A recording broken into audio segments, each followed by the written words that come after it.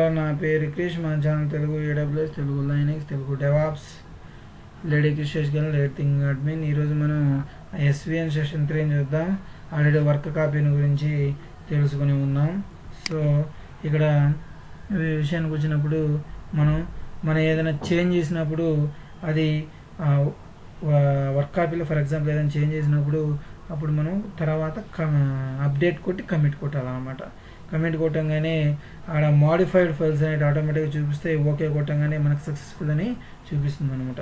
So ఇప్పుడు change చేసాం కదా, దాన్ని మనం చెక్ చేసుకోవడం అనేది ఆల్రెడీ మనం చూసాం. SVN టాటాయిస్ రేపో బ్రౌజర్లోకి వెళ్ళి మనం ఆ విధంగా రిఫ్రెష్ ఇచ్చేగానే మనం చెక్ చేసుకోవచ్చు అనమాట.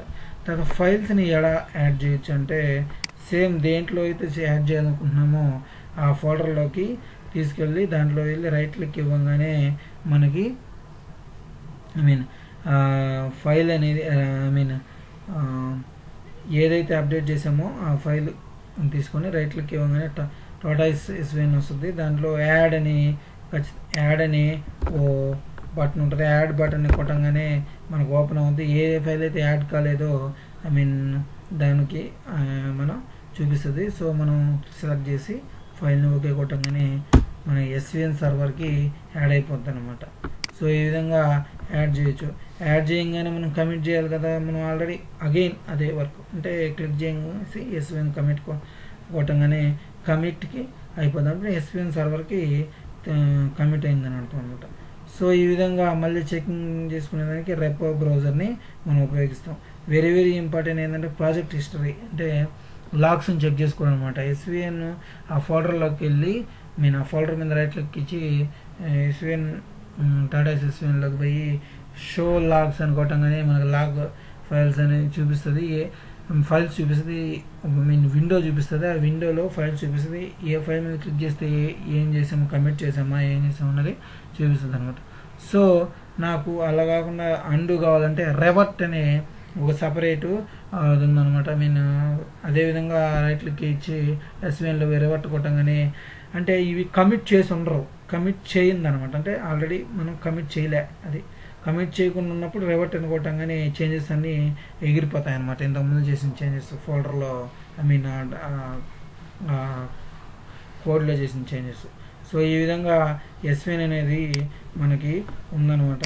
సో ఓవరాల్గా మనం చెప్పుకోవాలనుకుంటే SVN ఈ విధంగా చెక్ఇన్, చెక్అవుట్, రెవర్ట్, లాగ్ ఫైల్స్ని చూసుకోవడం అనమాట. ఫైల్స్ని యాడ్ చేయడం ఈ విధంగా జరుగుతుంది.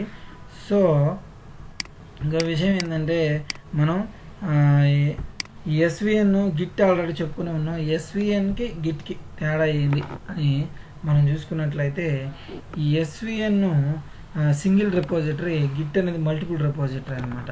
సో అంటే ఏంటంటే SVN ఒకేసారి సెంట్రలైజ్డ్, ఇక్కడ గిట్ అనేది డిస్ట్రిబ్యూటెడ్ వర్షన్ కంట్రోల్ సిస్టమ్.